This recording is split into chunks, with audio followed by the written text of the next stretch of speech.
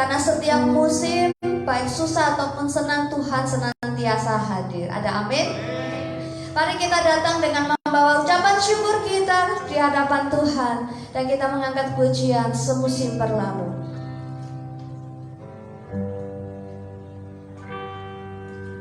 Semusim berlalu, namun Kau selalu peliharaku.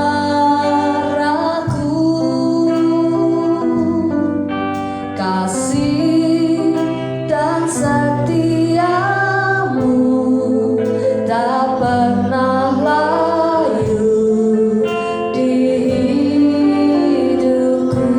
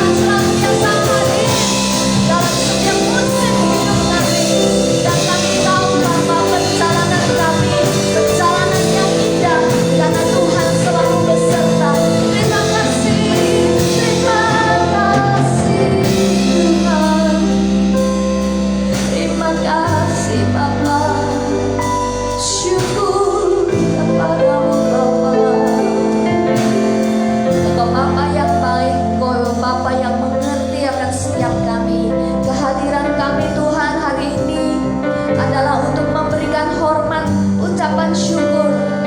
Dan kami mau memberi sepenuh hati kami Bapa menghadap Engkau dalam ibadah yang berkenan di hadapan-Mu. Biarlah Tuhan, Roh Allah hadir menjamah dan melawat setiap kami. Dijamah setiap kami umat-Mu, baik sedang jemaat-Mu maupun kami yang melayani Tuhan di mimbar pun kiranya Tuhan lawat kami sekalian. Dan kami mau menikmati sukacita Tuhan, kami mau menikmati kegembiraan atas pertolongan Tuhan dalam hidup kami. Dan kami mau bersorak-sorai memuji Engkau. Terima kasih Tuhan yang baik. Kami siap memuji-Mu dalam nama Tuhan Yesus Kristus. Yang siap katakan amin. Shalom sekali lagi. Masih ada sukacita, masih ada pengharapan. Haleluya, puji Tuhan. Selalu tetap semangat bersama Tuhan Yesus. Kita sanggup menghadapi segala perkara. Amin. Amin.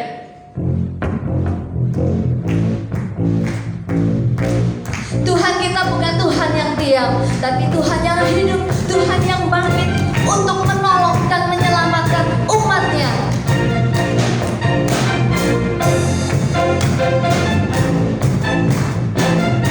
Tuhan mengerahkan pasukannya untuk membela kita dan untuk menolong setiap kita. Kerahkanlah kekuatan-Mu ya Allah. Kerahkanlah kekuatan-Mu ya Allah. Tuhan tunjukkanlah kuasa-Mu. Tunjukkanlah kuasa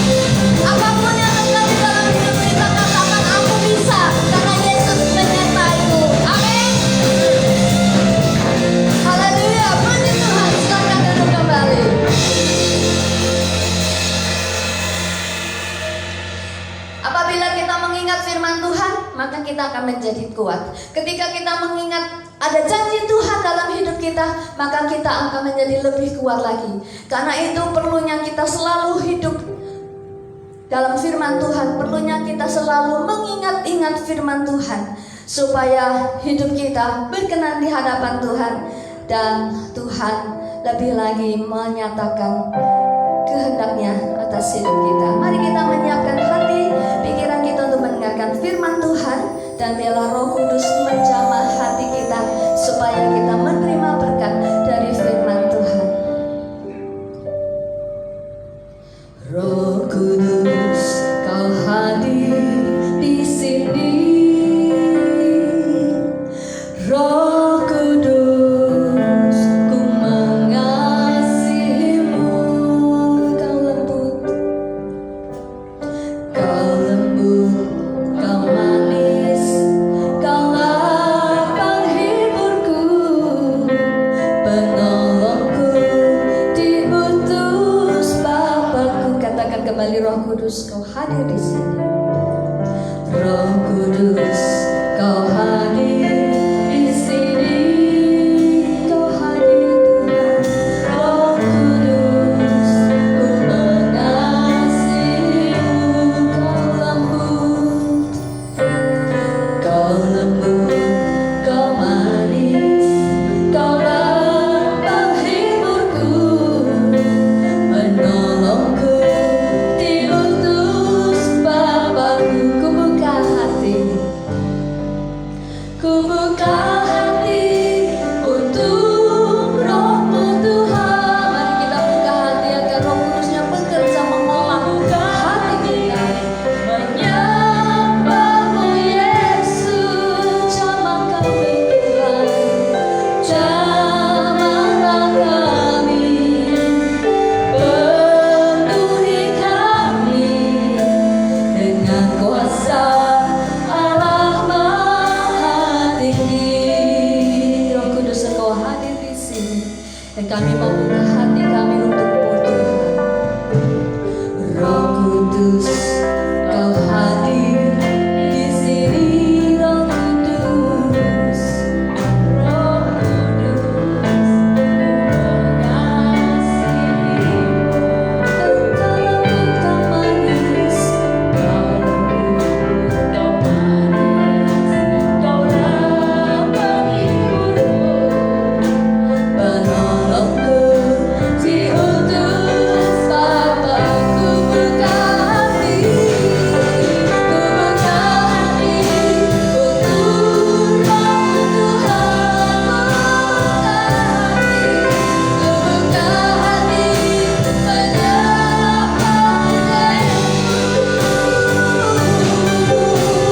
Jamahlah kami, penuhi kami dengan kuasa Allah Maha Tinggi. Siapa di antara Bapak Ibu yang rindu dijamah di sepanjang firman Tuhan disampaikan? Bisa angkat tangan. Siapa yang rindu dijamah Tuhan?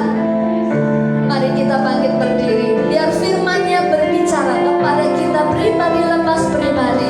Dan mari kita buka hati, ya Roh Kudusnya bekerja mengingatkan kita sepanjang firman Tuhan disampaikan. Ku buka hati untuk Roh-Mu Tuhan. Ku buka hati untuk Roh-Mu Tuhan. Ku buka hati menyembah Yesus.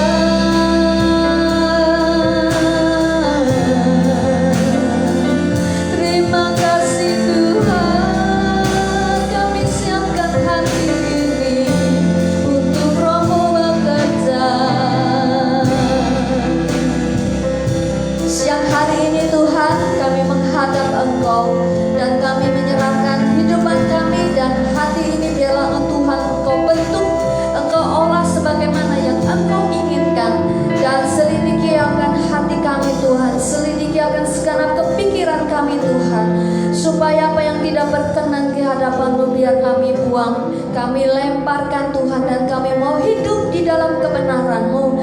Kami dikenyangkan dengan firman-Mu sepanjang firman-Mu disampaikan. Kiranya Engkau mengurapi hamba-Mu yang menyampaikan firman-Mu.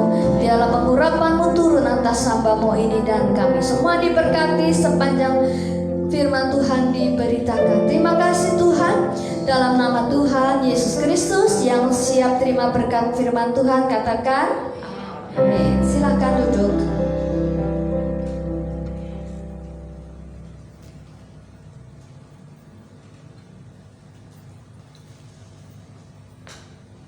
Shalom. Selamat pagi. Bapak, Ibu, dan saudaraku yang dikasih Tuhan, berbahagialah orang yang tetap percaya kepada Tuhan. Amin.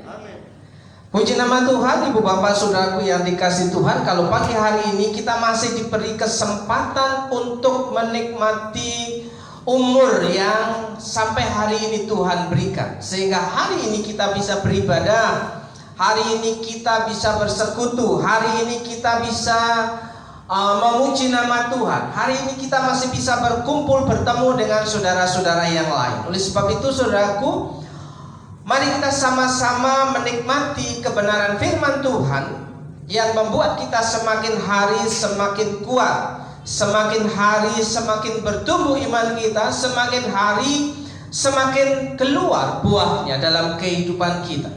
Nah, Ibu, Bapak, saudaraku yang dikasih Tuhan, saya ingin mengajak Bapak, Ibu, dan Saudara pada pagi hari ini untuk melihat, melihat apakah dalam sisi kehidupan kita masih mengedepankan, masih mempercayai firman Tuhan ini.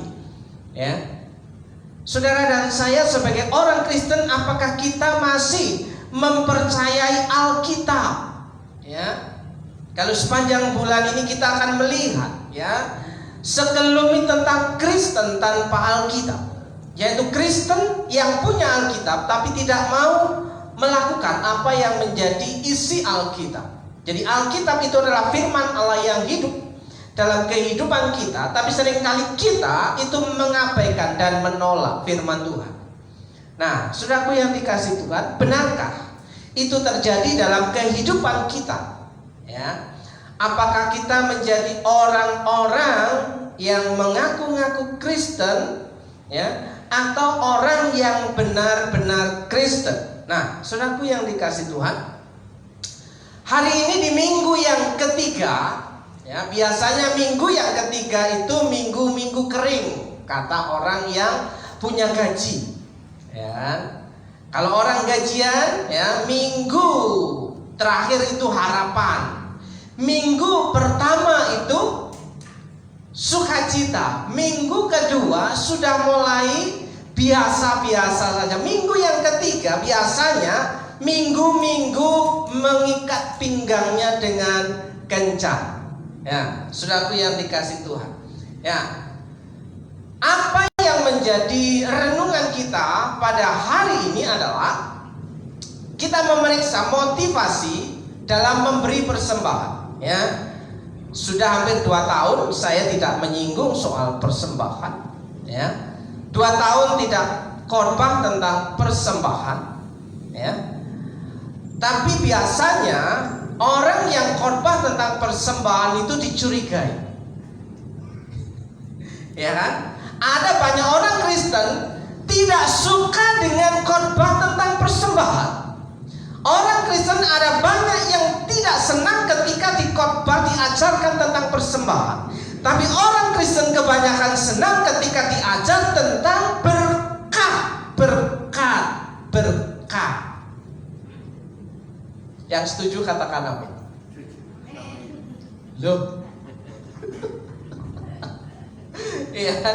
Nah, apalagi di musim-musim kering, di musim-musim paceklik, di musim-musim kantong mulai terasa bolong, di di musim mulai dompet terasa kosong, di musim di rekening mulai menurun drastis angkanya, biasanya orang mengharapkan mukjizat. Ya, mudah-mudahan ada mukjizat hari ini di sepanjang minggu ini. Ya, ya, berharap Tuhan itu mengerti akan daku. Ya, berharap kita semua dapat keluar dari kesulitan ini, keluar dari kesusahan ini, keluar dari penderitaan ini. Yaitu apa? Tentang pergumulan hidup sehari-hari. Ya, saudaraku yang dikasih Tuhan, saya mau mengatakan kepada Bapak Ibu dan Saudara, saya harap Bapak Ibu dan Saudara adalah orang yang bukan seperti itu. Kenapa? Orang yang percaya kepada Tuhan, orang yang mengandalkan Tuhan, firman Tuhan katakan diberkatilah hidupnya. Jadi orang yang diberkati itu adalah orang yang berbahagia. Amin. Ya. Apa sih ciri-ciri orang bahagia itu? Apa cirinya? Orang bahagia, apakah saudara hari ini adalah orang yang bahagia? Ya. Apakah Soso hari ini bahagia? Atau hanya merasa senang saja? Bahagia. Nah, kalau kita ingin ya menikmati itu apa yang menjadi makna bahagia bagi orang yang percaya kepada Tuhan, saya mau kasih tahu ciri-cirinya. Orang bahagia itu seperti apa, ya kan? Walaupun di minggu yang ketiga, walaupun di minggu-minggu yang kering, dia akan tetap merasa bahagia. Bukan hanya dirasa, tapi dia menetapkan pilihan untuk tetap bahagia. Jadi bercermin pada Alkitab, ya, apa yang menjadi ukuran kebahagiaan kita, ya. Mari kita bercermin. Orang yang bahagia, ya, biasanya kalau kemarin-kemarin atau yang lalu-lalu itu ngetren, ya, ketika di media sosial, ketika di chattingan WA, ketika kita membangun komunikasi dengan orang lain, atau ketika kita membagikan renungan, kita tidak pernah lupa dengan kata terakhir, jangan lupa bahagia. Nah, saudaraku, mari kita bercermin, apakah kita orang yang termasuk orang bahagia?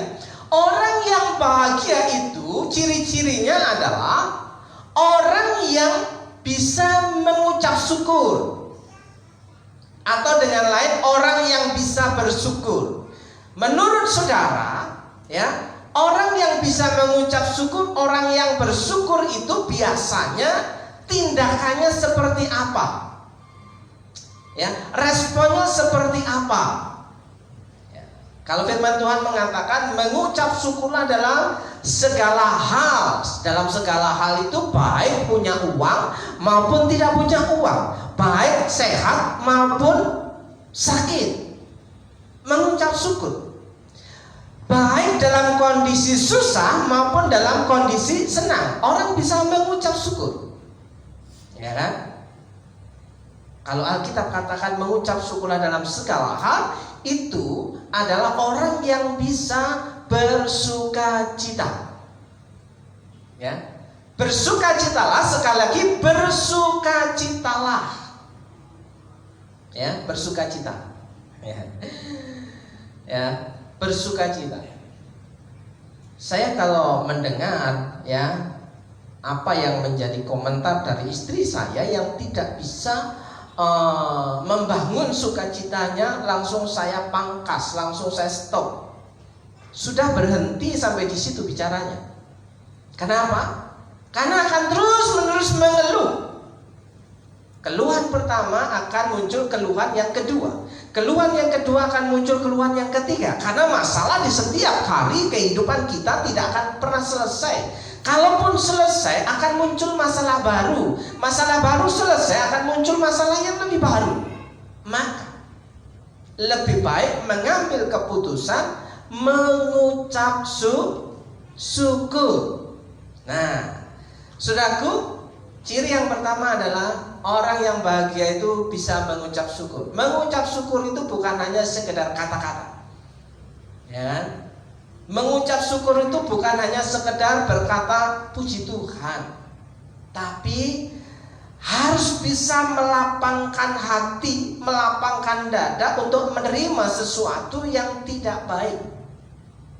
Ya, saudaraku, seperti halnya Ayub. Terpujilah Tuhan, Dia yang memberi, Dia yang mengambil.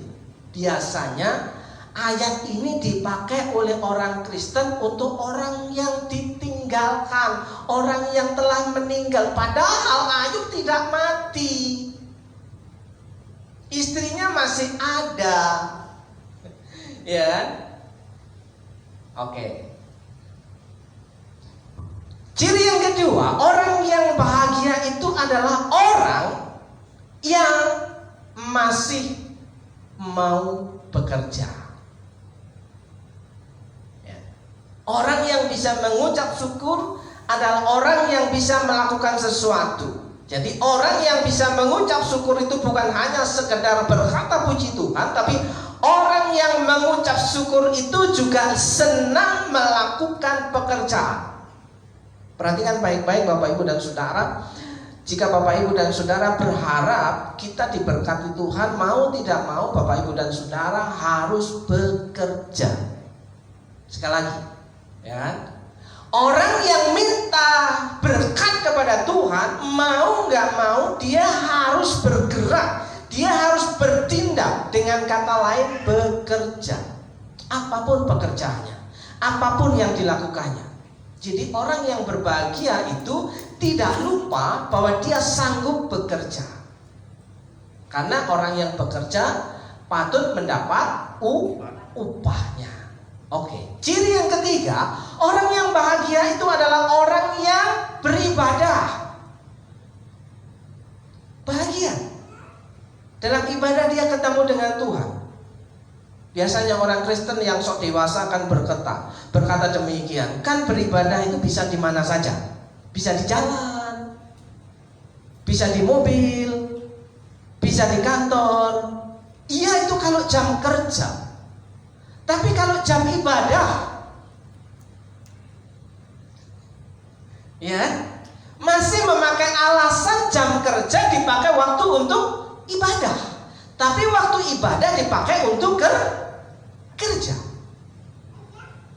Jadi saudaraku yang dikasih Tuhan, jangan salah menempatkan prinsip sebagai orang Kristen supaya tahu mana yang prioritas dalam kehidupan kita. Sudah 6 hari lamanya kita diberi kesempatan untuk kerja, ya. Diberi kesempatan 1 hari untuk istirahat dan beribadah. Tapi kita sering mengabaikan, ya, memakai jam-jam kerja kita itu untuk apa? Sesuai dengan prioritas. 6 hari lamanya engkau harus bekerja, dan 1 hari, hari yang ke-7 engkau harus menguduskannya, memprioritaskannya, memisahkan. Jadi menguduskan itu sama dengan memisahkan, saudara. Kadosi itu dipisahkan. Jadi orang yang dikuduskan oleh Tuhan itu orang yang dipisahkan dari kejahatannya. Nah, saudaraku, yang ketiga adalah orang yang bahagia adalah orang yang tetap bisa beribadah. Apapun resikonya, ambil kesempatan yang baik. Dan yang keempat, orang yang bahagia adalah orang yang bisa berbagi. Nah, sudah tanggal tua ngomong berbagi lagi kan. Nah, supaya tidak kelihatan modusnya, saudaraku. Kenapa? Ya kan? Kalau saudara tepat pas hari-hari pegang uang banyak, saya menyinggung soal berbagi, itu namanya bisa dianggap modus. Ya. ketika di musim-musim minggu kering, ketika kita berbicara tentang berbagi, itu artinya kita sedang digerakkan oleh Tuhan. Hanya orang yang digerakkan oleh Tuhan yang bisa berbagi di saat musim kering. Ya. Kalau orang lagi banyak uang, berbagi itu sangat gampang, sangat mudah, enteng banget. Karena apa? Lagi banyak duitnya. Tapi kalau lagi tipis, mepet, kalau lagi banyak uang itu biasa saja. Karena orang yang lagi banyak uang itu tidak merasa terbebani dengan pengeluaran-pengeluaran yang dikasih Tuhan. Jadi orang yang bahagia, orang yang bisa berbagi, suka menolong orang lain. Nah, apakah kita orang yang bahagia? Ya kan? Orang yang bahagia suka menolong orang lain, bukan menuntut orang lain menolong orang lain. Perhatikan baik-baik. Orang Kristen yang mengaku bahagia, yang sejujur-jujurnya adalah orang Kristen yang suka berbagi, menolong orang lain, bukan menyuruh orang lain menolong orang lain. Sekali lagi, orang Kristen yang berbahagia itu suka berbagi, berbagi itu suka menolong orang lain, bukan menyuruh orang lain menolong orang lain. Paham sampai di situ? Iya, puji nama Tuhan kalau paham. Jadi itu artinya tanggung jawab berhenti sampai di sini, bukan tanggung jawab itu dilemparkan kepada orang lain. Seperti halnya ketika seorang nabi berkata, ini aku Tuhan, utuslah aku.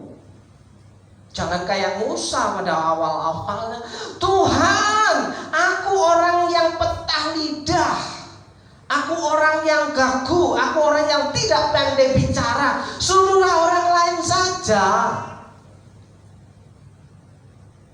Ya kan? Nah, saudaraku, seringkali orang Kristen itu yang tanpa Alkitab itu seringkali tanggung jawabnya harus dia ambil, tapi dia punya alasan untuk menyuruh dia yang harus melakukannya. Dia yang ngomong itu yang harus melakukannya. Ya kan? Dia itu, dia gitu kan. Yang harus melakukan, yang ngajarin itu gitu kan. Saudaraku yang dikasih.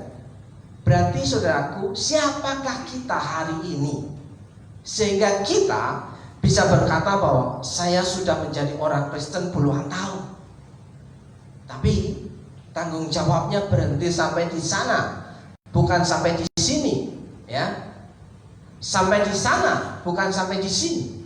Seringkali orang Kristen belum tentu bisa terima. Nah, saudaraku yang dikasih Tuhan, sekali lagi, ciri-ciri orang yang berbahagia, pertama bisa mengucap syukur, yang kedua bisa bekerja atau senang bekerja. Nanti ada alasan, saya sudah nggak bisa bekerja. Bekerja itu bisa dengan apa saja, ya kan? Terus senang beribadah, terus senang menolong orang lain. Oke. Sekarang yang menjadi satu dilematis dalam kehidupan orang Kristen, saudaraku. Saudara suka diberkati atau tidak? Ya, pasti ada yang takut untuk menjawabnya. Ya, saudara mau berkat yang banyak atau yang sedikit? Yang banyak, yakin? Saudara mau berkat yang banyak atau yang sedikit?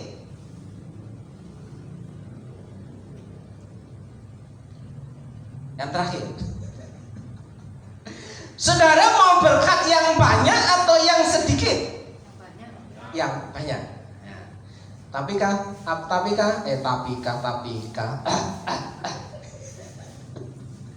Ya. Apakah saudara tahu apa resikonya ketika saudara mendapatkan berkat yang banyak? Ya.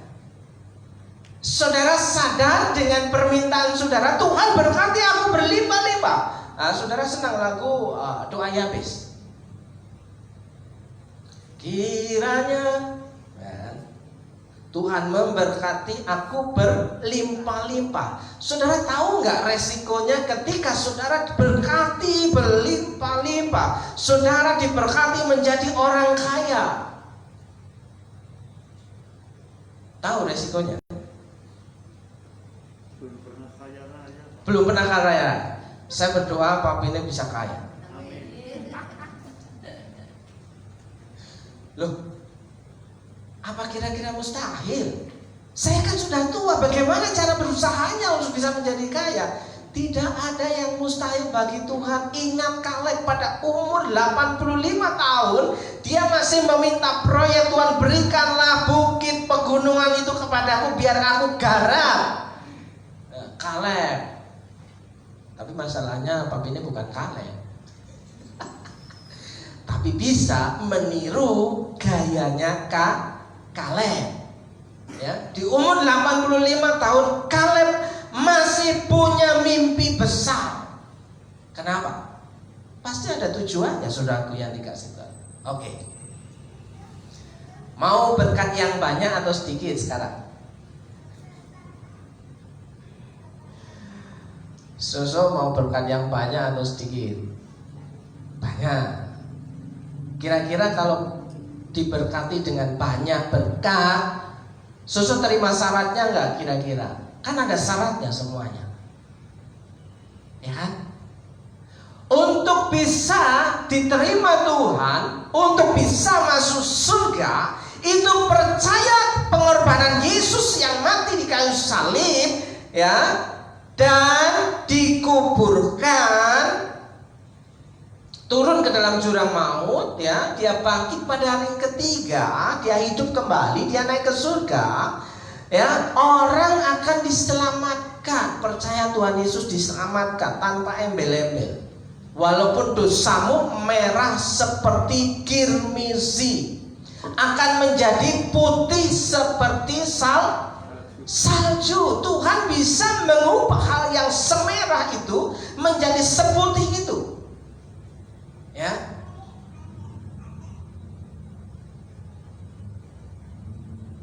Tapi untuk diberkati Tuhan itu bersyarat, saudaraku yang dikasihi. Seringkali orang Kristen mau berkatnya saja tapi tidak mau syaratnya, ya. Yang jelas, orang yang bekerja patut mendapatkan upah. Jadi untuk mendapatkan upah harus bekerja. Orang yang mendapatkan sesuatu tanpa bekerja itu namanya anugerah. Keselamatan itu anugerah. Keselamatan itu pemberian ketika dia percaya kepada Tuhan Yesus. Tapi untuk mendapatkan berkat itu bersyarat, saudaraku. Untuk menjadi orang yang takut akan Tuhan itu saja masih, ya, diperlukan syarat, saudaraku. Ya.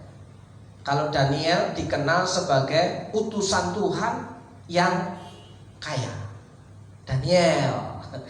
Daniel adalah utusan Tuhan, atau disebut dengan kata lain seorang nabinya Tuhan, ya. Dia menjadi orang yang kaya, melayani Tuhan bisa menjadi kaya. Tapi kekayaan Daniel kan dia menjadi perdana menteri, ya kan? Apakah kita semua harus jadi perdana menteri untuk bisa menjadi kaya?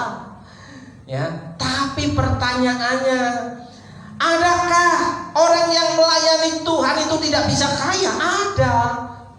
Yeremia, dia melayani Tuhan, menjadi nabi Tuhan puluhan tahun. Dia sangat lama melayani bangsa Israel, justru dia melarat. Kalau begitu enak jadi Daniel, ya. Iya kan? Tapi saudaraku, banyak orang menginginkan menjadi seperti Daniel, tapi tidak mengasah kemampuan untuk bekerja seperti Daniel. Ya, kalau keterampilan kita pas-pasan, ya kita ngelihat apakah aku bisa seperti Daniel ya.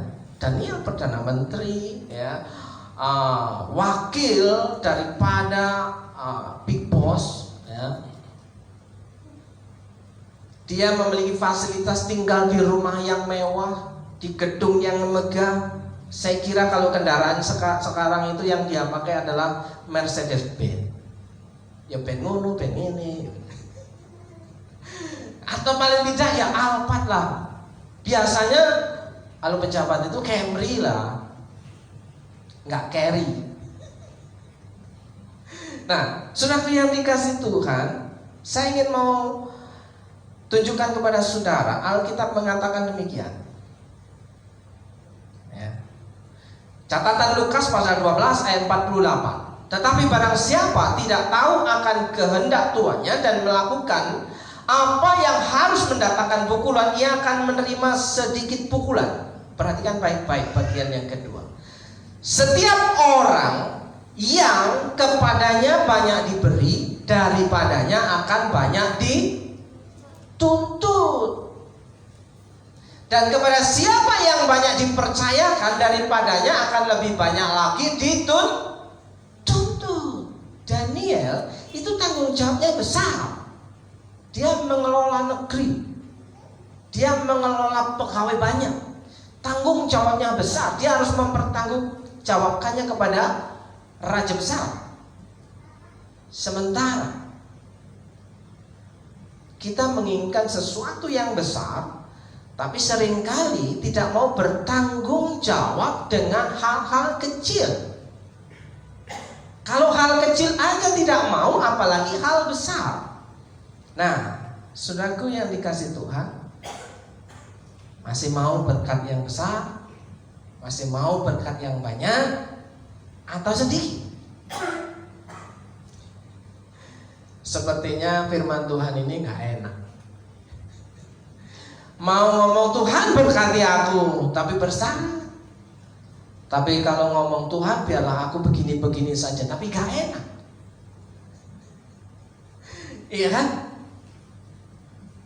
Kalau begitu, kita maunya gimana? Ya.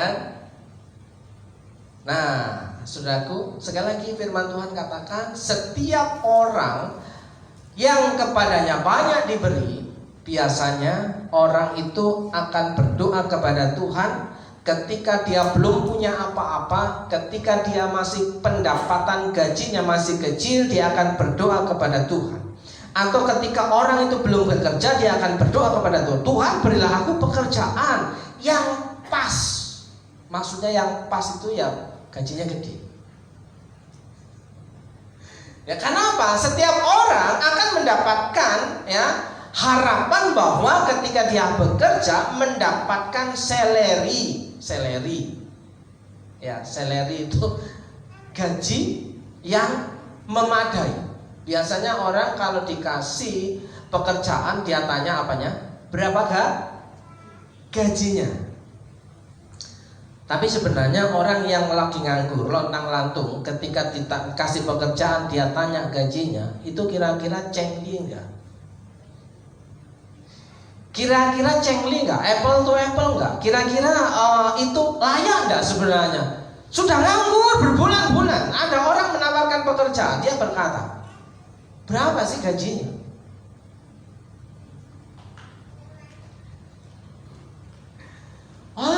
Gajinya kecil. Sudah untung ada yang ngasih pekerjaan daripada pengangguran terus-menerus. Nah, ada orang yang tidak bisa bersyukur, sudah ditolong, ya, ditolak. Ya. Ada kalanya orang akan keluar dari pekerjaannya ketika, ya, gajinya kecil. Kenapa? Gajiku nggak naik-naik. Beda dengan dia, baru masuk sudah gajinya sekian. Saudaraku, orang yang punya gaji lebih besar tentu tanggung jawabnya besar, tentu dia punya keahlian, tentu dia lebih punya banyak pengalaman. Ya, nah saudaraku yang dikasih Tuhan, itu soal pendapatan. Kalau pendapatan kita besar, apakah kita bersedia dituntut tanggung jawab yang besar? ya, berkat yang besar, ya, tuntutannya juga besar. Nah, orang Kristen yang masih percaya Alkitab, dia akan melakukan ini. Ya, kalau diberkati Tuhan lebih banyak lagi, dia akan melakukan hal yang lebih banyak lagi untuk kemuliaan nama Tuhan. Jika tidak, maka ada konsekuensinya, karena berkat itu bersyarat. Ada MOU-nya, ada SK dan ketentuannya, saudaraku yang dikasih. Nah, pada hari ini saya ingin mengajak saudara untuk melihat motivasi kita dalam hal memberi persembahan. Biasanya ini apa ini namanya? Kantong kolektor. Kantong kolektor, kantong persembahan ini biasanya ada di belakang. Ya, itu hanya di GPS saja yang kantong persembahannya dan kotak persembahannya ada di belakang. Di gereja-gereja lain yang namanya kotak persembahan, kantong persembahan itu ada di altar. Pernah Bapak Ibu dan Saudara beribadah di gereja lain? Dan apa yang Bapak Ibu Saudara lihat ketika melihat kantong-kantong persembahan itu letaknya ada di mana? Di belakang atau di depan?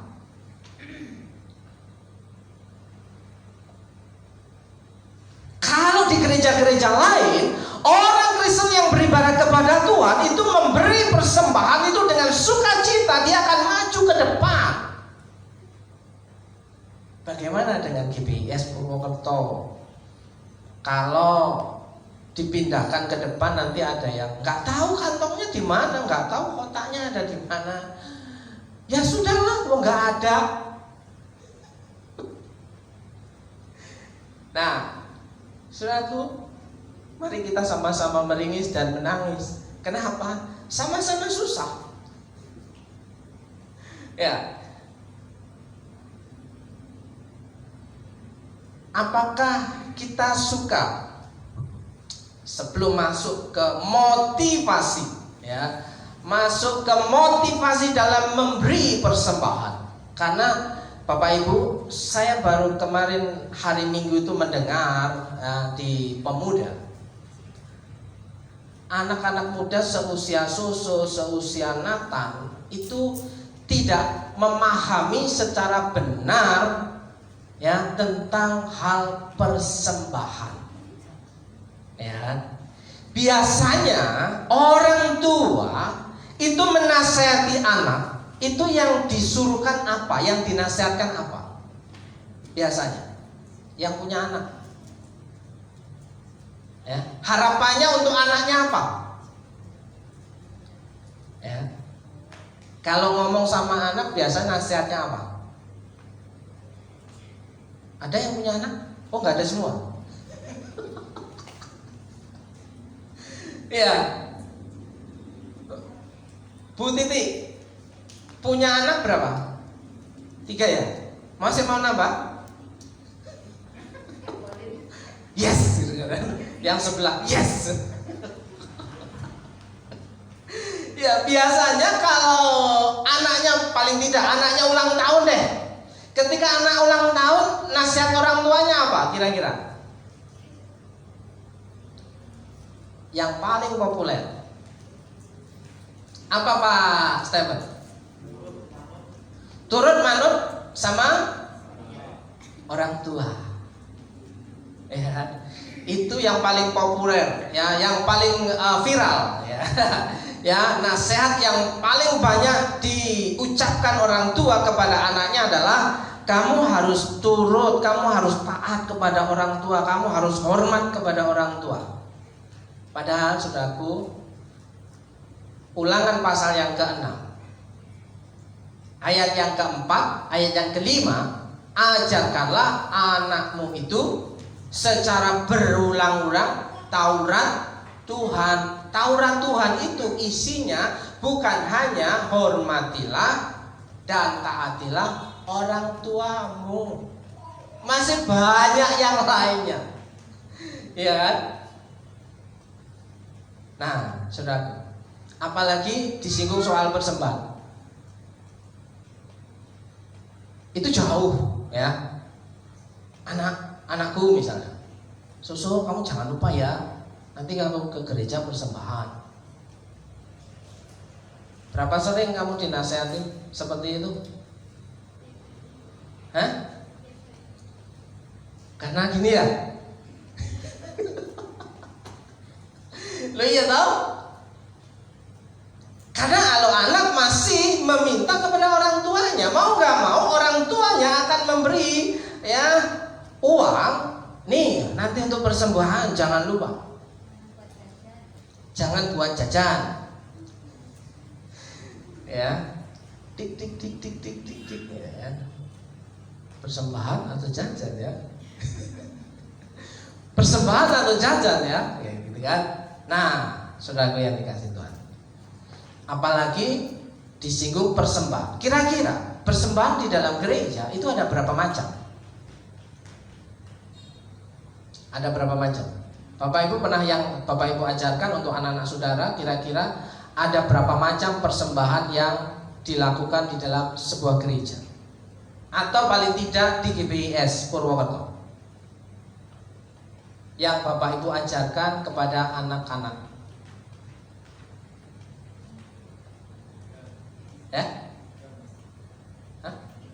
3. 1 persembahan persepuluhan, 2 persembahan syukur, 3 persembahan sukarela. Nah, yang kantong kolekte ini termasuk persembahan yang mana? Nah, sebelum saya memberikan contoh tentang persembahan persepuluhan, Mbak Suci bisa diangkat. Saya paksa Mbak Suci untuk mengangkat kotak.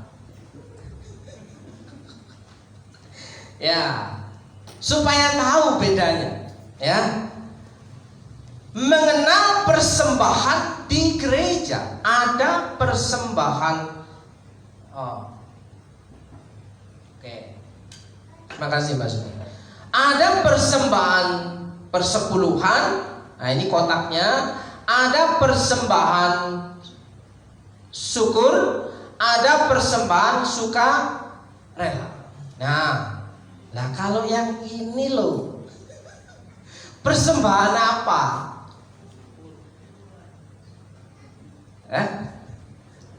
Syukur, ya. Kalau yang khusus sukarela, seperti apa? Perpuluhan, syukur, sukarela, kederan. Kotak itu, ya.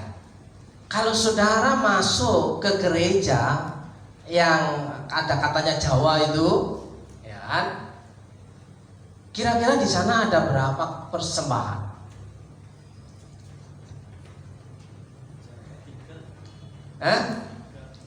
Oke. Jadi paling tidak minimal 3. Nah, saudaraku, apa bedanya persembahan syukur dengan persembahan persepuluhan? Kira-kira ada yang bisa membedakan? Karena beberapa catatan ketika survei membuktikan kepada anak-anak muda di gereja ini, anak-anak remaja di gereja ini, ketika ya ditanya soal persembahan, dia tidak tahu peruntukannya untuk apa dan bagaimana. Apakah nyemplunginya kemana? Biasanya pengajaran tentang persembahan ini sensitif, Bapak Ibu dan Saudara. Ada orang yang tidak suka dijelaskan, ada orang yang tersinggung dijelaskan, ada orang yang marah dijelaskan, ya kan? Jangan-jangan ini untuk kepentingan gembalanya saja, jangan-jangan ini untuk kepentingan pendetanya saja. Saudaraku yang dikasih Tuhan, saya mau tanya kepada saudara, jika saudara punya harapan pengen punya pendeta gembala yang miskin, tidak punya apa-apa, atau punya pendeta atau gembala yang punya, kira-kira enak yang mana?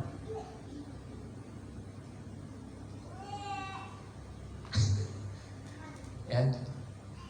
Kira-kira saudara senang punya pendeta yang dia punya uang, dia kaya, dia mapan, atau senang melihat pendetanya itu miskin, tak punya apa-apa, susah. Ya. Ada dua kriteria, seperti Daniel dan Yeremia. Daniel tuh kaya raya, ya. Sementara si Yeremia itu melarat, pelayanan puluhan tahun, tidak punya apa-apa, dan tidak ada yang bertobat lagi. Gak enak jadi Yeremia, ya. Saudaraku yang sekali lagi, saudara lebih suka punya pendeta yang kaya atau punya pendeta yang miskin? Kaya, ya kan? Tapi kalau pendetanya sudah kaya, kenapa harus ada persembahan?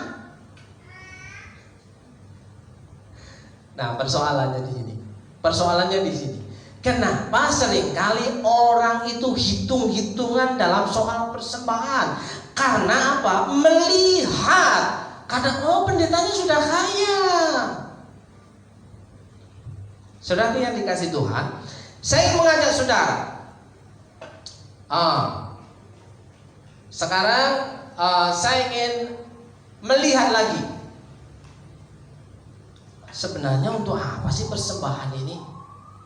Kan Tuhan tidak perlu dikasih makan, Tuhan tidak perlu uang. Sebenarnya untuk apa? Saudara ngerasa kepanasan hari ini? Merasa udaranya panas? Ya, berarti kalau udaranya panas, supaya lebih nyaman, lebih dingin, harusnya ada pasang AC lagi. Kira-kira begitu Pak Bine? Nah, kalau AC 1 PK nggak ngatasi. Baru yang ada anginnya agak kenceng, baru ngatasi nyaman, saudara. Nah, seringkali ada banyak orang Kristen itu ngurusin persembahan yang sudah dibawa kepada Tuhan di rumah ibadah, masih diusilin, ditanya-tanya uangnya kemana. Kalau untuk beli AC, sekarang ini lagi di Rama Mas tuh lagi murah, ada promosi ya, kayaknya ya, sekitar angka 3-an kayaknya. Ya. Sekarang dengan uang persembahan kita mampu nggak untuk beli AC? Mampu tidak? Kalau tidak mampu, kenapa kita seringkali kadang, wah persembahannya kemana ya? Gitu. Itu ada banyak orang Kristen seperti itu. Di sini nggak ada. Ya, nah, saudaraku yang dikasih Tuhan, sementara ada 3 jenis persembahan. Yang pertama adalah perpuluhan, yang kedua adalah ucapan syukur, yang ketiga adalah sukarela. Sukarela itu ada insidentil, persembahan sewaktu-waktu yang dibutuhkan. Ya, sementara persembahan yang ada di sini ya, yang ini sukarela. Jadi saudara boleh memberi persembahan, boleh sukarela loh, ya. Yang jawab harus berarti persembahan. Ya, sekarang sukarelanya kita sebagai orang Kristen, sukarelanya seperti, ya suka-suka saya dong, serela-relanya saya dong, seikhlasnya saya dong, gitu kan? Misalnya, apakah itu arti sukarela? Ya kalau namanya sukarela begitu nggak? Kira-kira? Berarti kalau nggak rela nggak bersembahan. Ya, oke. Sekarang kita baca dulu ayatnya. Oh, di sini juga ada. Tolong dibantu klik. Motivasi dalam memberi persembahan. Ya, persembahkanlah korban yang benar dan percayalah kepada Tuhan. Orang yang memberi persembahan itu adalah orang yang percaya kepada Tuhan. Sementara kita sebagai orang Kristen, apakah ketika memberikan persembahan itu adalah punya maksud bahwa kita percaya kepada Tuhan, atau kita sedang hitung-hitungan dengan Tuhan? Motivasinya begini, biasanya orang salah kutip ayat. Orang Kristen banyak sekali salah kutip ayat. Ya, aku akan memiutangi Tuhan. Makanya kemarin istri saya ketika kesaksian itu, ketika selesai ibadah saya tegur dia. Jangan lagi kesaksian seperti itu. Kenapa? Ya. Jangan pernah engkau berkata memiutangi Tuhan. Memang Tuhan utangnya berapa? Saya ketika terlintas kata, malu aku Tuhan. Kok aku memiutangi Tuhan? Itu apa yang sudah aku kerjakan untuk Tuhan? Sehingga aku berani berkata, kamu akan memiutangi Tuhan. Sementara Tuhan punya utang berapa? Ya, saudaraku yang dikasih Tuhan, mari kita sama-sama renungkan apa motivasi kita dalam memberi persembahan. Persembahkanlah korban yang benar dan percayalah kepada Tuhan. Orang yang percaya kepada Tuhan itu memberikan korban persembahan dengan benar. Nah, salah satunya seperti ini. Apakah kita masih percaya bahwa Alkitab ini ada tulisannya seperti itu di Markus pasal yang ke-12 ayat 41 dan 42 mengatakan, pada suatu kali Yesus duduk menghadapi peti persembahan. Wah, ternyata Tuhan Yesus waktu itu ketika di bait Allah sedang menghadapi memperhatikan kotak persembahan, peti persembahan. Di mana letaknya? Ya jelas di bait Allah. Ya. Dan memperhatikan bagaimana orang banyak memasukkan uang ke dalam peti itu. Saya 10 tahun pelayanan di gereja ini, di GBS ini, hanya meneruskan apa yang sudah dilakukan. Persembahan dibagi menjadi 2. Yang satu persembahan untuk kas gereja, yang satu persembahan persepuluhan untuk kehidupan hamba Tuhan yang ada di kotak ini. Ya, jadi yang ada di sini akan masuk ke kas bendahara gereja, digunakan untuk operasional gereja, bukan hanya sekedar untuk makan-makan. Kalau makan-makan kan biasanya membawa makanan atau donatur, ya kan? Sementara ini tuh bayar listrik, bayar air, bayar telepon, ada tamu, masa tamu gak dikasih makan? Kira-kira bisa mencukupi nggak dari kantong sukarela ini, ucapan syukur ini untuk memenuhi kebutuhan gereja? Harusnya tiap minggu ada dana operasional pelayanan, ya kan? Mana ada nggak ada dana operasional sebuah organisasi bisa berjalan? Ya, mana ada sebuah keluarga bisa melakukan aktivitas kehidupannya sementara tidak ada dana operasional? Nah, sementara yang kotak ini, peti mati ini, ya sudah ada tulisannya, saudaraku yang dikasih Tuhan, persembahan persepuluhan. Nah, ketika kemarin Bu Suci itu men-sharingkan tentang korban persembahan, salah satunya adalah persembahan persepuluhan. Ya, ternyata ada anak-anak yang menjawab, ya sudah, tapi masuknya kemana? Ke sini.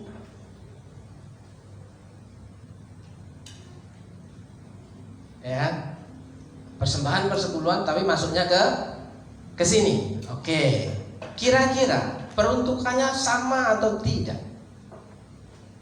Nah, sementara ada tahu, tapi bagaimana caranya? Ya, ini tandanya bahwa orang tua itu sedikit sekali mengajarkan tentang persembahan. memberi kepada Tuhan. Tuhan kok diberi toh? Kan Tuhan sudah kaya, kan Tuhan tidak butuh uang. Tuhan tidak butuh uang, tapi saudara membutuhkan AC yang dingin. Amin. Lu iya toh? Tuhan tidak butuh uang, tapi saudara membutuhkan tempat yang nyaman. Tuhan tidak butuh uang, tapi saudara membutuhkan lampu yang terang. Lampu yang terang aja mahal kok, ya Bi ya? Iya, lampu yang awet aja mahal. Saya beli lampu yang 10-an ribu, seminggu 2 minggu mati. Tanya Pak Pine, saya ambil lampu bolak-balik. Demi ada uang, saya belikan lampu yang 10 ribu. Ternyata bertahan cuma beberapa bulan ke depan, setelah itu mati, beli lagi, mati lagi, beli lagi, mati lagi. Lah kalau yang mati di atas bolak-balik nyogrok, ya pendeta merangkap tukang. Ya, saudaraku yang dikasih Tuhan. Nah, pada suatu kali Yesus duduk menghadapi peti persembahan dan memperhatikan bagaimana orang memasukkan uang ke dalam peti itu. Banyak orang kaya, ada orang kaya memberi jumlah besar. Prinsipnya, ya, kalau mau berkat yang besar, saudara akan dituntut tanggung jawab yang besar, ya kan? Kalau saudara mendapatkan berkat yang kecil, tuntutannya akan semakin kecil. Jadi di sini pilihan ada di saudara, terserah saudara, ya. Mau jadi orang kaya harus memberi dengan jumlah yang besar, atau menjadi orang kaya harus memberi dengan jumlah yang kecil. Maunya sih kaya tapi memberinya kecil. Waduh lah, ini soro, susah, ya kan? Ada orang kaya memberi jumlah besar, lalu datanglah seorang janda yang miskin dan ia memasukkan 2 peser, yaitu 1 duit. 2 peser itu untuk sepanjang hari itu, besok gak makan lagi. Sekarang yang kaya yang mana? Janda ini atau orang-orang kaya itu? Orang kaya itu memberi jumlah yang besar, tapi dia masih punya uang banyak untuk besok, masih punya stok banyak. Tapi janda miskin ini, dia hanya punya 2 peser, dimasukkan semuanya klutik.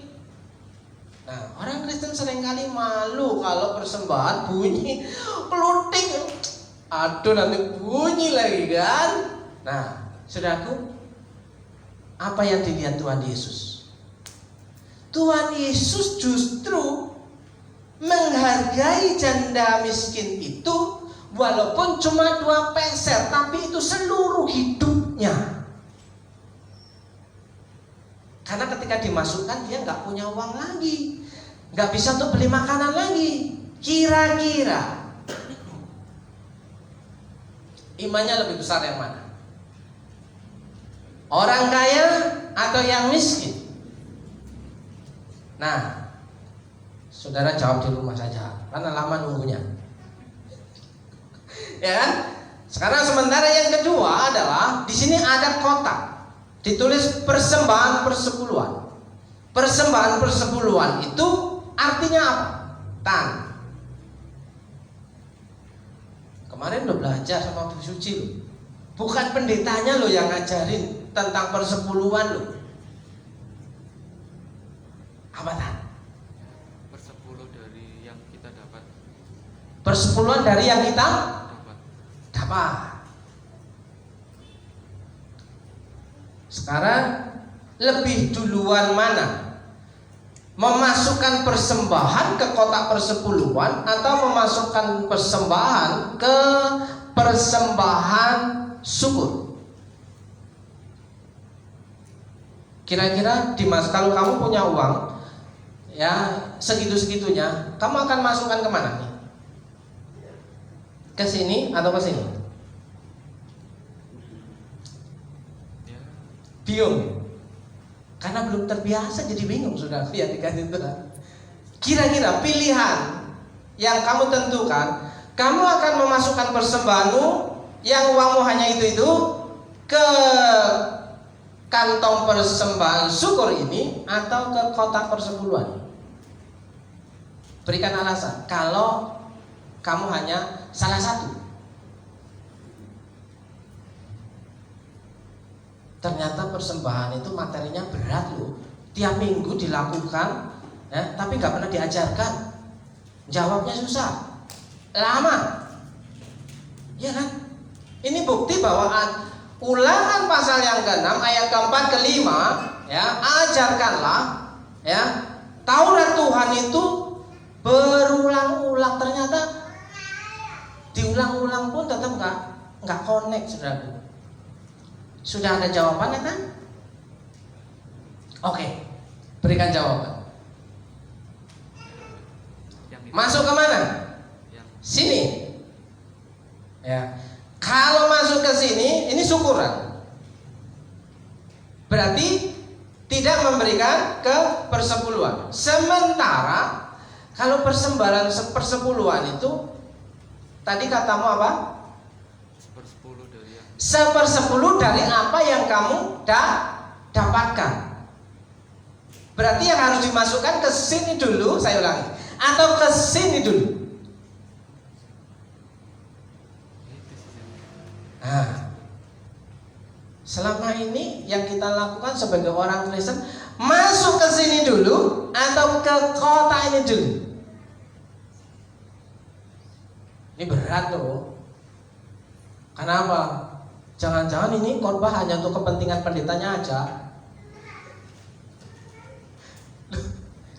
Saudaraku yang dikasih Tuhan, saya mau lihat firman Tuhan, ya.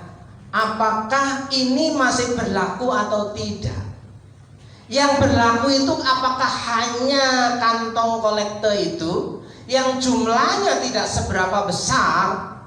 Ya, saya mau katakan dengan jujur, yang jumlahnya tidak terlalu besar, tapi tuntutannya sangat besar. Lantai harus bersih lah, harus wangi lah, harus dingin lah, ya, harus terang lah. Tuntutannya lebih besar daripada apa yang dicemplungkan ke situ. Nah, saudaraku, ini motivasi yang benar dalam memberi persembahan harus diluruskan supaya hidup kita benar. Orang Kristen yang dapat dipercaya adalah orang Kristen yang sudah beres. Amin.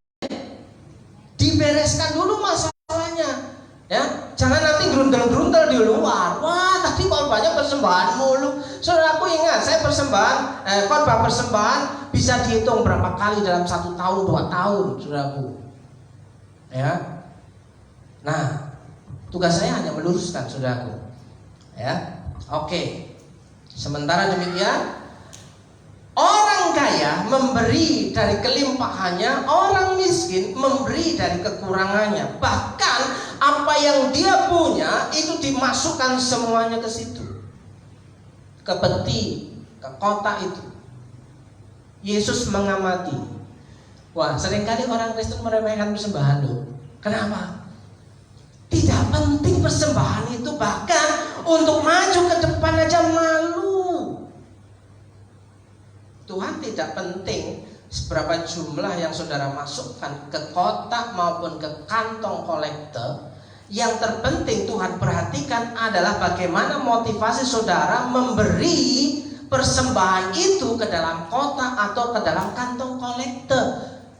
Seberapa besar pun jika engkau memiliki motivasi yang benar, saya percaya bahwa Tuhan akan berkata bahwa janda miskin itu memberi lebih banyak daripada orang-orang kaya itu. Yesus yang menilai. Saudaraku yang dikasih Tuhan, sebenarnya saya nggak tega khotbah seperti ini. Kenapa? Musimnya lagi susah, minggunya minggu kering, masih dikhotbahi persembahan. Aduh,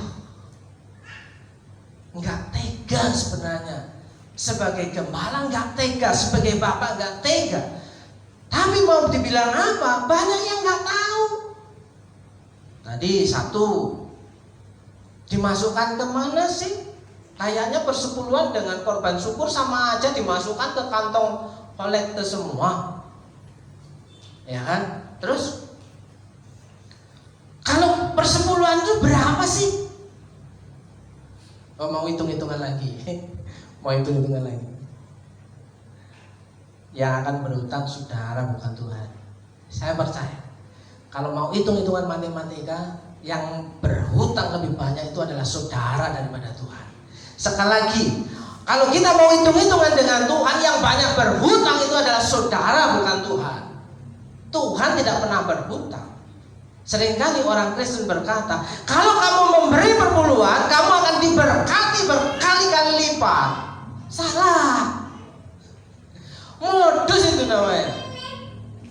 Jadi persembahan itu bukan untuk diberkati berkali-kali lipat, tapi memberi, ya, karena cintanya kepada Tuhan. Jadi saudaraku, persembahan korban yang benar dan percayalah kepada Tuhan itu harus satu paket. Saudara boleh pakai, boleh tidak per hari ini. Terserah saudara. Ya. Ya, saudara boleh pakai, boleh tidak. Itu terserah saudara. Ya. Tapi baca. Maleakhi pasal yang ketiga. Nah, biasanya ini kalau pendeta yang modus, ini ancaman. Kalau kamu nggak berpuluhan, kamu akan dihukum oleh Tuhan. Oh, tekanan, penuh dengan tekanan. Ya kan? Kalau kamu nggak berpuluhan, maka akan dimakan belalang. Kalau saudara membaca memang ada ayatnya begitu. Tapi saya hanya khusus membacakan untuk saudara Maleakhi pasal yang ketiga ayat yang ke-10. Ya, bunyinya adalah, bawalah seluruh persembahan persepuluhan itu ke dalam rumah perbendaharaan.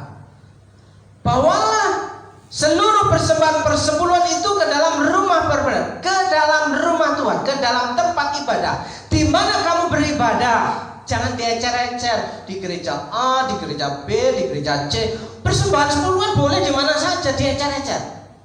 Tapi minta makannya di kandang sendiri. Sakit. Loh iya saudaraku, orang Kristen yang tidak membaca Alkitab, ke rumah perbendaharaan di mana kamu beribadah sebagai anggota. Karena terikat. Kalau diecer-ecer itu jalan-jalan, saudaraku yang dikasih Tuhan. Oke. Supaya apa? Ada persediaan makanan di rumahku. Jadi manfaat dari kotak persepuluhan itu untuk ada persediaan makanan di rumahku. Berapa tahun saudara menjadi orang Kristen yang tidak tahu apa itu gunanya persembahan persepuluhan. Ya. Khotbah seperti ini saya tidak modus, jujur swear. Ya, saya tidak modus. Saudara boleh perpuluhan, boleh tidak. Saudara mau terima atau tidak terima, terserah saudara. Ya kan? Karena kalau saya modus dengan kotak peti ini, ya kan, saya jahat di mata Tuhan. Kenapa? Saya memaksa saudara, menakut-nakutin saudara. Tapi yang harus kita pegang adalah firman Tuhan. Ya, perpuluhan itu ke dalam rumah perbendaharaan, supaya ada persediaan makanan di rumahku. Supaya ada persediaan makanan di rumahku, ya, di rumah Tuhan. Terus, dan ujilah aku. Ada kata ujilah aku. Ini tidak akan saya jelaskan. Kenapa? Nanti saya dikira menakut-nakuti. Saudara cukup renungkan sendiri di rumah. Ya kan? Firman Tuhan semesta alam, apakah aku tidak membukakan bagimu tingkap-tingkap langit dan mencurahkan berkat kepadamu sampai berkelimpahan, tidak akan saya kupas. Ya kan? Karena nanti kalau aku berpuluhan, tingkap langit akan dibuka, aku akan diberkati berkelimpahan. Kalau tidak, kamu akan dimakan oleh binatang-binatang belalang pelahap. Nanti begitu ujung-ujungnya, endingnya. Makanya yang mau saya katakan hari ini, ya, luruskan motivasi persembahan kita, ya. Gunanya supaya ada persediaan makanan di rumah. Gak tahu siapa dulu yang merumuskan, yang sudah menentukan kalau ini kantong kolektor ini untuk kas gereja, untuk biaya operasional gereja, bukan untuk makan-makan, ya kan? Terus yang kotak perpuluhan ini untuk biaya hidup pendetanya. Saudaraku yang dikasih Tuhan, di gereja ini saya mau katakan dengan jujur bahwa menganut sistem, ya, semua operasional gereja itu ditentukan oleh jumlah uang yang ada di kantong persembahan syukur. Sementara hidup dan matinya pendeta yang melayani di tempat ini adalah tergantung isi yang ada di kotak perpuluhan. Jadi paham sampai di situ? Halo? Ya. Oke. Saudara yang dikasih Tuhan, hidup ini adalah kesempatan. Sudah maju saja, Pak. KTK sebenarnya saya meneruskan khotbah ini, saudara. Tapi saya mau persingkat, saudaraku yang dikasih Tuhan. Masing-masing saudara boleh mengambil keputusan menerima firman Tuhan hari ini atau menolak firman Tuhan hari ini. Karena sepanjang bulan ini saya mau kupas Kristen tanpa Alkitab itu mungkinkah? Ya, semuanya jawabnya adalah up to you, terserah kamu. Nah, saudaraku yang dikasih Tuhan, jadi persembahkanlah korban yang benar, ya. Jika ada kantong kolektor itu untuk persembahan, mengedarkan kantong kolektor itu pelayanan, saudara. Jangan pernah malu menganggap remeh cuma mengedarkan kantong kolektor. Saudaraku yang dikasih Tuhan, di gereja-gereja sana saya mau katakan bahwa orang yang mengedarkan kantong kolektor itu khusus, ya, pakaian rapi, hitam putih, pakai jas, pakai dasi, sepertinya terhormat di gereja lain, tapi di gereja sendiri sepertinya nggak ada artinya. Ngedarin kantong kolektor malu, padahal itu bagian dari pelayanan. Apakah harus pendetanya sendiri yang harus turun mengedarkan kantong kolektor biar dirangkap sekalian? Ya. Perenungan hari ini seperti itu, saudaraku yang dikasih Tuhan. Dukung pekerjaan Tuhan di mana saudara tertanam, saudaraku yang dikasih Tuhan. Ya, baik yang menanam maupun yang menyiram adalah sama, dan masing-masing akan menerima upahnya sesuai dengan pekerjaannya sendiri. Ya, seorang pekerja patut mendapatkan upahnya. Orang yang bekerja patut mendapatkan upahnya. Jadi orang yang bekerja itu boleh layak menerima makan dari hasil pekerjaannya. Jadi kalau orang yang bekerja dia tidak mendapatkan upah dan dia tidak bisa makan, bagaimana dia bisa sehat untuk bisa antusias dalam melayani, dalam bekerja? Sudah yang dikasih, perhatikan ini, ya. Tidak tahukah kamu bahwa mereka yang melayani dalam tempat kudus mendapat penghidupannya dari tempat kudus? 1 Korintus 9 ayat 13. Ya. Dan bahwa mereka yang melayani mezbah mendapat bagian mereka dari mezbah itu. Bukankah itu sudah hukumnya? Bahwa orang yang bekerja patut mendapatkan upahnya. Saudara tentu tahu bahwa orang yang bekerja di dalam rumah Allah menerima makanan mereka dari rumah Allah, dan orang-orang yang mengurus tempat persembahan kurban mendapat sebagian dari kurban yang dipersembahkan itu. Saudara harus bersyukur loh, punya pendeta yang masih sehat dan hidup hari ini. Ya, saudara harus bersyukur. 10 tahun sudah 10 tahun sejak 2012. Jika di dalam kota ini tidak ada isinya, berarti saya harus puasa. Kalau saya ada sampai hari ini, bisa melayani ini, bisa melayani itu, ya bisa ke sana, bisa ke sini, saudaraku, itu berkat kemurahan Tuhan. Seperti halnya Elia yang kirim burung gagak untuk membawakan roti dan daging. Saudaraku yang dikasih Tuhan, mari kita belajar bersyukur. Bagaimana kita bisa mendukung pekerjaan Tuhan? Ya, hendaklah masing-masing memberikan menurut kerelaan hatinya. Jangan dengan sedih hati dan karena paksaan, sebab Allah mengasihi orang yang memberi dengan sukacita. Memberi persembahan itu panggilan. Terpanggil, digerakkan untuk memberi, bukan dipaksa atau dihitung dulu, ya. Jika aku mendapatkan 100.000, maka yang 10.000 akan kumasukkan ke situ. Nah, kalau yang 10.000 kumasukkan ke situ, berarti tinggal 90.000. Belum aku persembahan ke kantong ucapan syukur. Ya.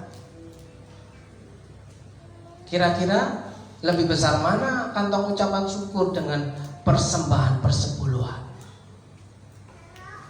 Kalau ditambah lagi kan semakin sedikit uangku, gajiku tinggal sedikit. Bagaimana aku bisa mencukupi? Perhatikan baik-baik. Orang yang percaya kepada Tuhan memberi motivasi yang benar dalam persembahan. Seperti si janda miskin itu, saudaraku yang dikasih Tuhan. Saudaraku yang dikasih Tuhan, di akhir cerita saya mau mengatakan satu cerita kepada saudara, ya. Ada di 1 Raja-Raja pasal yang ke-17, ya. Di situ ada sebuah cerita tentang Elia, ya. Ayat 7 sampai dengan ayat 12 saja saya mau bacakan untuk saudara. Tetapi sesudah beberapa waktu sungai itu menjadi kering sebab hujan tiada turun di negeri itu. Ya, hujan tiada turun artinya musim paceklik, saudaraku, musim kering, tidak ada makanan yang bisa dimakan selama 3,5 tahun. Ya. Ayat 8, maka datanglah firman Tuhan kepada Elia. Elia ini hamba Tuhan, Elia ini abdi Allah, Elia ini seorang nabi Tuhan. Ya, bersiaplah.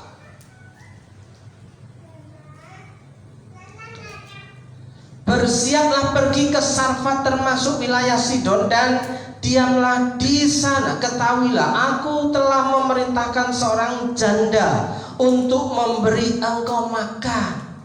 Kembali-kembali janda diangkat derajatnya. Ya. Janda yang tidak kaya, janda yang kelas bawah di sini dikatakan, ya, diperintahkan oleh Tuhan untuk memberi makan seorang yang bernama Elia. Sesudah itu ia bersiap lalu pergi ke Sarfat. Ya, setelah ia sampai di pintu gerbang kota itu, tampaklah di sana seorang janda sedang mengumpulkan kayu api. Ia berseru kepada perempuan itu, katanya, cobalah ambil bagiku sedikit air dalam kendi supaya aku minum. Menjadi pelayan Tuhan itu tidak gampang. Kadang air aja harus minta. Air ada tidak ada, dia meminta kepada seorang janda yang miskin itu yang ada di Sarfat, ya, berilah aku sedikit air dalam kendi supaya aku minum. Kata perempuan itu, pergi mengambilnya. Ia berseru lagi, cobalah ambil juga bagiku sepotong roti.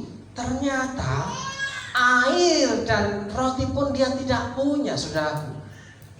Dia di situ berkata kepada janda yang ada di Sarfat itu, ambillah bagiku sepotong roti. Perempuan itu menjawab begini, saudaraku. Ayat yang ke-12. Perempuan itu menjawab, demi Tuhan Allahmu yang hidup, sesungguhnya tidak ada roti padaku sedikit pun kecuali segenggam dalam tempayan dan sedikit minyak dalam buli-buli. Dan sekarang Aku sedang mengumpulkan 2-3 potong kayu api, kemudian aku mau pulang dan mengolahnya bagiku dan bagi anakku, dan setelah itu kami memakannya, maka kami akan mati. Karena sama seperti 2 peser yang dipersembahkan janda ke dalam kotak perpuluhan, dan seperti janda di Sarfat yang hanya punya tepung dan segenggam tepung dan 1 buli-buli itu, masaknya besok sudah nggak ada lagi. Dia berkata, kalau ini habis besok aku akan mati, karena nggak ada makanan lagi. Bukankah di sini sulit untuk bersukacita? Memberi dengan sukacita itu sulit, karena janda ini memang hanya punya segenggam tepung dan minyak dalam buli-buli itu. Setelah selesai dimasak, dimakan, dia tidak ada makanan lagi, saudaraku yang dikasih Tuhan. Tapi yang menjadi pusat perhatian kita adalah janda ini taat, bukan sukacita. Taat, saudaraku yang dikasih Tuhan. Kalau saudara membaca kelanjutannya, di situ minyak yang ada dalam buli-buli kecil itu dan tepung yang ia miliki sepanjang musim kemarau 3,5 tahun tidak pernah habis-habisnya. Amin. Dan pada waktu habis, ketika hujan turun, baru minyak itu berhenti. Artinya adalah Tuhan tidak salah memberikan perintah. Tuhan tidak pernah salah untuk memberitakan firman-Nya, menyampaikan firman-Nya. Oleh sebab itu, saudaraku, mari Bapak Ibu dan Saudara kita merenung sejenak. Lakukan perenungan sejenak, dan biarlah kita hari ini bisa mengerti apa firman Tuhan hari ini. Jika saya seorang pribadi akan berkata, terserah saudara mau melakukan atau tidak, terserah saudara mau menerima atau tidak. Tugas saya cuma hanya menyampaikan kebenaran firman Tuhan ini. Dan itu bagi saya tidak ada masalah. Tapi yang mau saya katakan dengan sejujurnya hari ini, jika hari ini kita mempercayai firman Tuhan, Alkitab yang kita punya adalah firman Tuhan yang benar, apakah kita mau mengabaikan dan menolaknya? Saudaraku yang dikasih Tuhan, renungkan untuk hidup saudara, pribadi lepas pribadi, bagaimana firman Tuhan itu bekerja dalam hidup saudara dan menuntun hidup saudara sepanjang minggu ke depan. Terima kasih Tuhan, terima kasih. Kami percaya Roh Kudus Kau bekerja dalam setiap hati pikiran kami masing-masing. Dan kami tahu bahwa kami punya kerinduan untuk hidup seturut dengan firman-Mu. Kami percaya bahwa Engkau adalah Allah yang setia dengan janji firman-Mu. Dan kami percaya Engkau Allah yang berkuasa. Dan hari ini kami mau katakan, Engkaulah Jehovah Rohi. Engkaulah Jehovah Rohi. Engkaulah Allah gembalaku.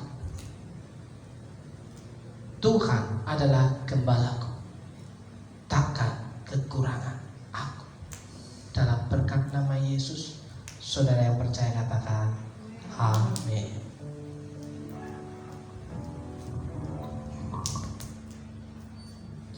Puji Tuhan, kita diberkati dengan firman Tuhan siang ini. Ada amin? Amin. Kita akan memberikan persembahan yang terbaik buat Tuhan. Kita bawa terlebih dulu dalam doa, dan saya minta untuk Ibu Erlina mimpin dalam doa. Mari kita berdoa. Terima kasih Tuhan, terima kasih Bapa yang baik, untuk siang hari ini kami sudah mendengarkan firman-Mu. Kiranya firman yang sudah ditaburkan kepada kami bukan hanya kami dengar Tuhan, tapi kami juga boleh melakukan dan menjadi anak-anak yang taat dalam kehidupan kami.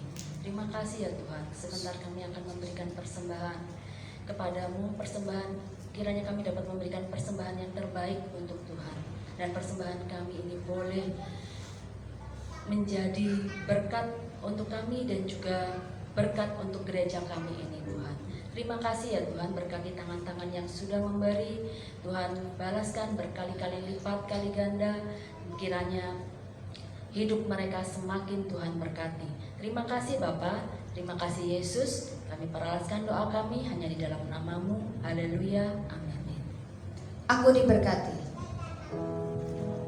Aku diberkati, sepanjang hidupku diberkati.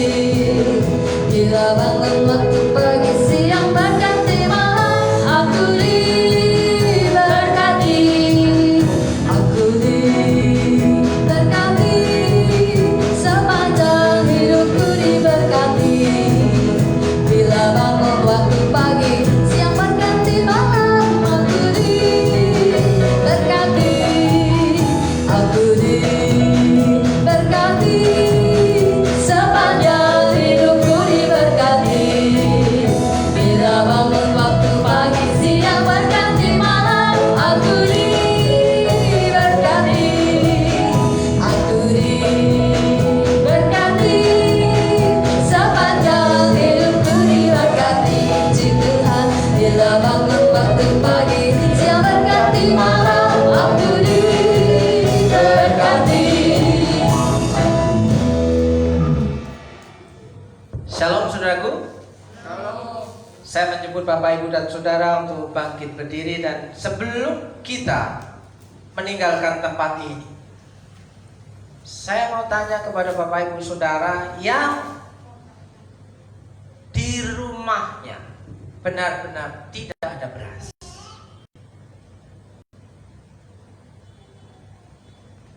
Yang di rumah tidak ada beras. Adakah? Punya semuanya? Punya, amin. Adakah di antara saudara yang hari ini ya tidak bisa pulang naik kendaraan karena nggak ada uang? Adakah?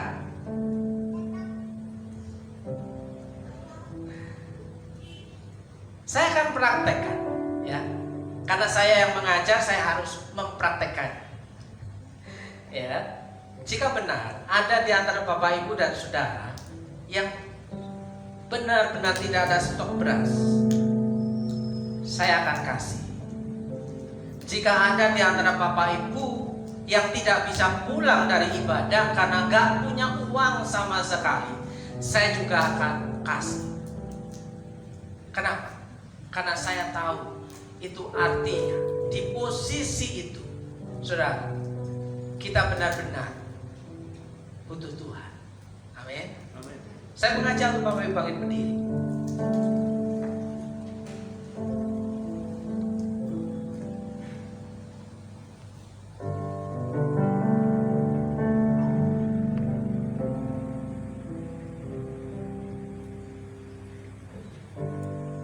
Terima kasih Tuhan buat kesempatan hari ini. Jika hari ini kami orang yang butuh Engkau Tuhan, bukan Tuhan yang butuh aku, butuh kami, tapi kamilah yang membutuhkan Tuhan. Jika hari ini kami dengar apa yang benar, bukan hanya untuk kepentingan Tuhan, tapi untuk kepentingan kami. Dan kami percaya Tuhan tidak pernah berhutang apa-apa dalam kehidupan kami. Yang justru kamilah orang yang sangat berhutang kepada Tuhan. Beri kami kekuatan Tuhan untuk tetap setia kepada Tuhan, untuk tetap mencari Tuhan, untuk tetap memuliakan Tuhan dalam setiap kehidupan kami. Berdoa Tuhan untuk umat Tuhan yang hari ini sedang dalam keadaan susah, yang dalam keadaan sakit, yang dalam keadaan dirundung, malapetaka. Tuhan, kiranya Tuhan tolong, Tuhan cover, Tuhan lindungi, Tuhan cukupkan apa yang menjadi kebutuhan umat Tuhan di tempat ini, ataupun dimanapun saudara-saudara yang ada di luar sana. Yang sakit Tuhan jamah dan sembuhkan. Amin. Yang sakit Tuhan jamah dan sembuhkan. Amin. Tidak ada orang yang suka sakit Tuhan.